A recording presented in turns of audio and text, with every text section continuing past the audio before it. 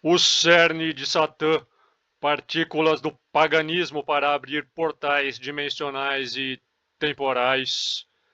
Por trás dos projetos científicos da Organização Europeia para a Pesquisa Nuclear, The European Organization for Nuclear Research, entre eles o de desvendar a partícula de Deus, há um plano nefasto que envolve ocultistas poderosos, desde os mais altos níveis governamentais, científicos e acadêmicos, até os escalões mais baixos da bruxaria moderna, todos imbuídos em invocar a chegada de demônios e suas legiões do abismo.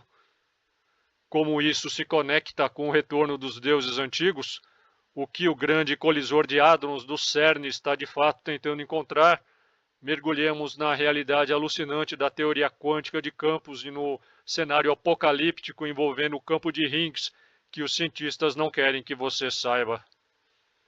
O grande colisor de hadrons, Large Hadron Collider, LHC, que teve um custo de 9 bilhões de dólares, localiza-se em um túnel de 27 quilômetros de circunferência e a 175 metros abaixo do nível do solo, na fronteira franco-suíça, próximo a Genebra.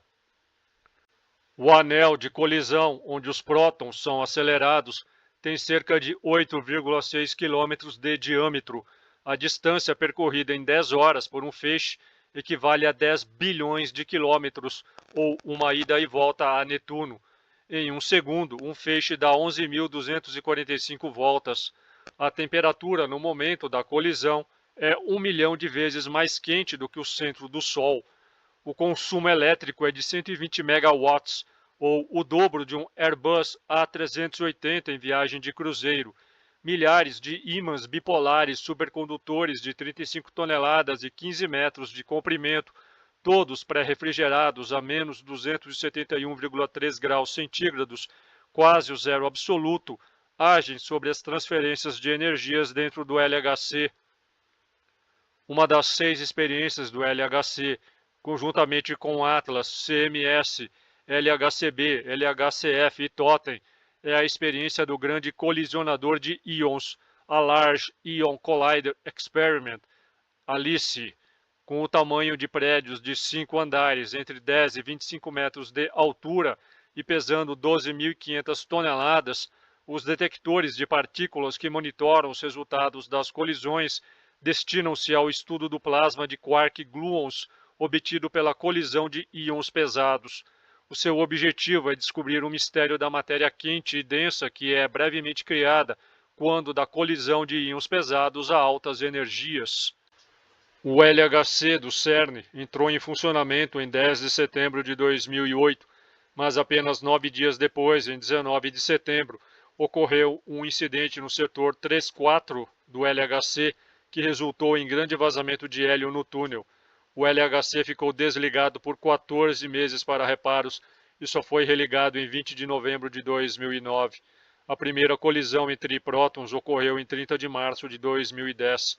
O grande acelerador de partículas acelerou partículas a uma velocidade nunca antes alcançada, tornando-se o acelerador de partículas mais poderoso do mundo, ao impelir os seus 2 feixes de prótons a uma energia de 1,18 tera-elétron-volt.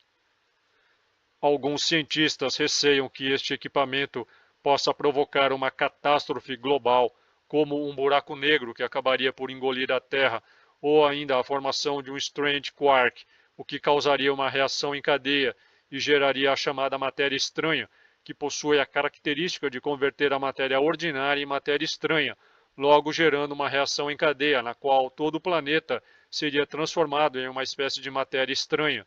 Cientistas que garantem a segurança do projeto alegam que mesmo se um buraco negro fosse produzido dentro do LHC, ele teria um tamanho milhões de vezes menor que um grão de areia e não subsistiria por mais do que 10 menos 27 segundos, pois, por ser um buraco negro, emitiria radiação e se extinguiria, e mesmo se ele continuasse estável, ainda continuaria sendo inofensivo. Um dos principais objetivos do LHC é tentar explicar a origem da massa das partículas elementares e encontrar outras dimensões do espaço. Se o grande colisor de hadrons realmente conseguir produzir o bóson de Higgs, chamada de a partícula de Deus, uma partícula hipotética na qual os físicos colocam suas esperanças para explicar por que partículas como os prótons, nêutrons e elétrons possuem massa. Alguns físicos acreditam que ele irá criar também uma segunda partícula, o singleto de Higgs, os quais teriam a capacidade de saltar para uma quinta dimensão, onde poderiam se mover para frente e para trás no tempo, retornando depois para a nossa dimensão, mas reaparecendo no futuro ou no passado. Um dos aspectos mais atrativos dessa abordagem da viagem no tempo é que ela evita todos os grandes paradoxos. Se os cientistas puderem controlar a produção dos singletos de Higgs, eles poderão enviar mensagens para o passado ou para o futuro. A proposta é baseada na teoria M, que tem a pretensão de ser uma teoria de tudo, teoria do todo, ou teoria unificada, que explicaria e conectaria em uma só estrutura teórica todos os fenômenos físicos, juntando a mecânica quântica e a relatividade geral num único tratamento teórico e matemático. A teoria M unificaria as 5 diferentes teorias das cordas, mais a supersimetria e a supergravidade. Ela diz que tudo, matéria e campo, é formado por membranas e que o universo flui através de 11 dimensões. Teríamos então 3 dimensões espaciais: altura, largura e comprimento, uma temporal, tempo e 7 dimensões recurvadas. Isso sugere que o nosso universo pode ser uma membrana quadridimensional flutuando em um espaço-tempo multidimensional chamado de o todo. Assim, os blocos fundamentais do nosso universo estão permanentemente presos à sua membrana, o que os impede de viajar para outras dimensões. Mas pode haver exceções. A gravidade, por exemplo, seria uma força tão fraca porque ela se difunde por outras dimensões. Outra possível exceção seria o singleto de Higgs, que responde à gravidade, mas a nenhuma das outras forças básicas. As colisões de partículas a velocidades próximas à da luz podem recriar as condições presentes nos instantes posteriores ao Big Bang.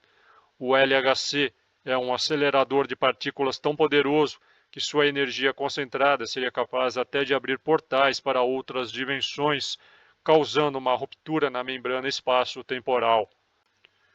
O nome Alice, portanto, seria uma alusão a essa possibilidade antecipada pelo matemático, escritor e reverendo anglicano britânico Lewis Carroll, ao fazer a menina Alice ingressar no País das Maravilhas por uma espécie de buraco de minhoca. Logo na entrada das instalações do CERN, os cientistas fizeram questão de colocar uma estátua de Shiva, a deusa hindu da destruição, aquela que destrói para construir algo novo, por isso chamada de renovadora ou transformadora do mundo. Shiva, que compunha a Santa Trindade hinduísta, os 3 aspectos de Deus emparelhados, junto com Brahman, o Criador, e Vishnu, o Preservador, aparece dentro de um círculo ou anel, o mesmo formato do anel de colisão. A estátua de 2 metros de altura de Shiva Nataraja, simbolizando a dança cósmica de criação e destruição, foi dada ao CERN pelo governo indiano para celebrar a longa associação do Centro de Pesquisa com a Índia. Ao escolher a imagem de Shiva, o governo indiano reconheceu o profundo significado da metáfora da dança de Shiva para a dança cósmica das partículas subatômicas, que é observada e analisada pelos físicos do CERN. O paralelo entre a dança de Shiva e a dança das partículas subatômicas foi discutido pela primeira vez pelo físico teórico e ecologista Fritjof Capra em um artigo intitulado A Dança de Shiva, a visão hindu da matéria à luz da física moderna, publicado em Principais Correntes do Pensamento Moderno em 1972. A dança cósmica de Shiva tornou-se então uma metáfora central do best-seller de Capra, O Tal da Física, publicado pela primeira vez em 1975. No final de agosto de 2016, a imprensa noticiou que o CERN estaria investigando um vídeo que mostra o que parece ser um ritual macabro que culminaria em um sacrifício nas dependências do complexo. Um grupo com longas vestes, encapuçado, é visto caminhando ao redor da estátua de Shiva. Ao final, uma mulher deita-se no chão e um dos participantes se curva sobre ela. Aparentemente, a gravação foi feita por alguém que estava no segundo ou terceiro andar de um dos prédios e se assusta com o que vê, parando de registrar a movimentação. O porta-voz do CERN alegou, no entanto, que tudo não passou de uma brincadeira, entre aspas, feita por alguém sem permissão oficial, embora admitisse que teria sido de autoria de um dos 10.000 cientistas visitantes de 113 nacionalidades que o CERN recebe anualmente, já que os sistemas de segurança são muito rígidos, tornando impossível que alguém sem autorização de acesso pudesse entrar nas instalações técnicas e laboratórios. O CERN tentou manter uma imagem puramente científica perante o público, reforçando que as suas atividades não se coadunam com esse tipo de prática, quando, na verdade, são a essência mesma de sua própria origem e finalidade, assim como é a da NASA, uma agência muito mais de propaganda do que de ciência propriamente, a promover uma cosmologia baseada no ocultismo e na cabala. Tanto para os céticos quanto para os crentes, os rituais secretos do ocultismo e mais tarde da mediunidade e do transe sempre foram uma espécie de enigma. A razão para todos esses acontecimentos profundamente bizarros só se tornou aparente quando quebramos a cifra secreta usada em tais rituais e encontros espontâneos. Revelou um intrincado padrão mundial de comunicação entre forças ultraterrestres, quase totalmente além da nossa compreensão, e os adeptos humanos, estendendo-se desde a antiguidade remota até o momento presente. Toda a literatura de invocação e evocação mágica vista sob esta luz revela-se uma transmissão disfarçada dessas tecnologias. Você pode ler esta matéria completa em meu Patreon, torne-se meu patrono e tenha acesso a centenas de conteúdos exclusivos. Dê um like, compartilhe, inscreva-se, torne-se membro e me siga nas minhas redes.